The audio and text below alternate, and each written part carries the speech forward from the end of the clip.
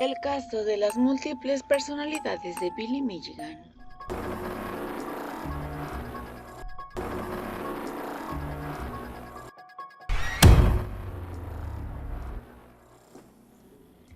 William Sterling Milligan, también conocido como el violador del campus o Billy Milligan, fue un estadounidense que fue un objeto en un caso judicial muy publicado en Ohio a fines de la década de 1970.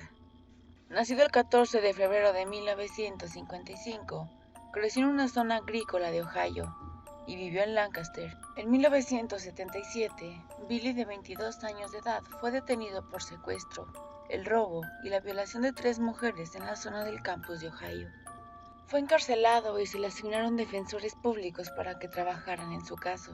Sin embargo, durante una evaluación psiquiátrica, Milligan reveló que no había cometido ningún delito. La evaluación continuada reveló 8 personalidades alternativas adicionales y el 4 de diciembre de 1978, Milligan fue declarado no culpable por razón de locura de 9 cargos criminales.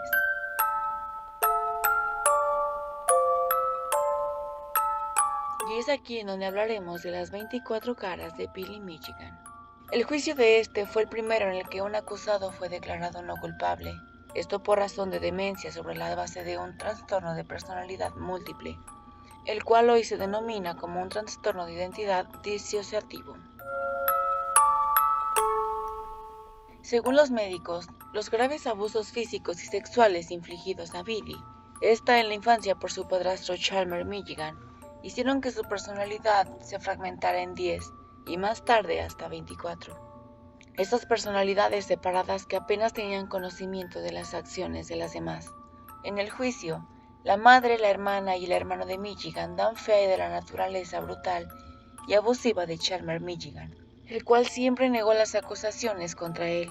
Chalmer Milligan murió en 1988 a la edad de 61 años.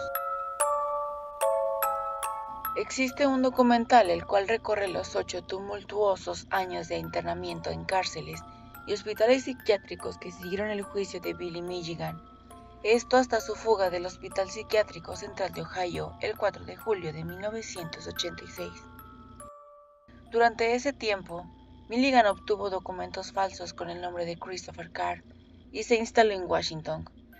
Cuando el compañero de habitación de Milligan, Michael Marden, desapareció en septiembre de 1986, Milligan abandonó el estado y poco después fue capturado por la policía en Florida. Nunca se condenó a nadie por la desaparición de Michael Madden, pero muchas de sus pertenencias se encontraron en el apartamento de Billy. Este había estado cobrando los cheques de invalidez de Madden en una cuenta bancaria compartida. Billy fue llevado de vuelta a Ohio y de igual manera fue internado. En el año de 1988, después de que la evaluación de un psiquiatra independiente concluyera que Milligan no era peligro para la sociedad, fue puesto en libertad.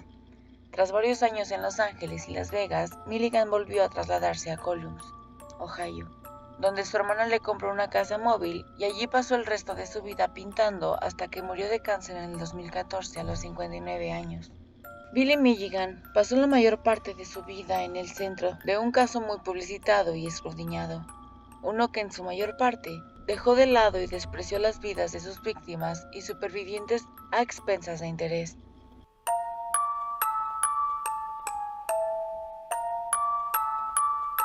Esto a expensas del interés público en la mente de Milligan. Autor de Flowers for Algernon, escribió un libro titulado The Means of the Billy Milligan. Esto en 1981 tras horas de entrevista con Billy. E incluso James Cameron, el cual pasó tiempo con Billy cuando vivía en California, desarrollando una película que finalmente fue desechada. Hoy en día, el trastorno de identidad disociativo sigue siendo un diagnóstico controvertido entre los psiquiatras. En noviembre del 2020, Esquire habló con la doctora Dottie Odox Lewis, psiquiatra especializada en el estudio de individuos con TID, el cual a lo largo de su carrera ha evaluado a criminales violentos y asesinos en serie como Ted Bundy, Arthur Shawcross, y esta doctora explicó que incluso hoy en día, más de 40 años después del juicio de Milligan, utilizar TID como defensa requiere pruebas muy sólidas, ya que todavía no existe una resonancia magnética u otra tecnología que pueda demostrar su existencia. Algunas de las mejores pruebas de su existencia serán la escritura o el dibujo, e incluso las obras de arte realizadas por las personas a las que examina mucho antes de poner los ojos en ellas. Esto fue lo que dijo la doctora Lewis. Por ejemplo, en el caso de los niños, nos hemos hecho con sus trabajos escolares y con cualquier carta, dibujo o cualquier cosa que hayan hecho. Y muy a menudo lo que se encuentra en alguien que realmente se disocia significativamente es que la escritura es diferente. Muy a menudo los hombres son diferentes y he visto páginas de trabajo de niños donde han firmado con un nombre diferente. A lo largo de las 24 caras de Billy, docenas de médicos expresan opiniones contradictorias sobre personalidad múltiple o el trastorno de identidad disociativo. Algunos creen que Milligan era un estafador impresionante y otros un producto problemático de graves abusos infantiles. Sea como sea, la violencia de Milligan afectó a varias vidas inocentes. En opinión del Dr. Lewis, la mejor manera de prevenir el tipo de crimen violento que se observa en el caso de Milligan es prevenir el abuso infantil. Para que se produzca el individuo repetidamente agresivo, suele haber una historia de abusos tempranos, continuos e intolerables de un tipo u otro, y también alguna rareza en su cerebro. Milligan fue liberado en 1988 después de una década en hospitales psiquiátricos. El 1 de agosto de 1991 fue dado de alta del Sistema de Salud Mental de Ohio y de los tribunales de este mismo. En 1996 vivía en California, donde era dueño de Stormy Life Production, e iba a hacer un cortometraje que aparentemente nunca se hizo.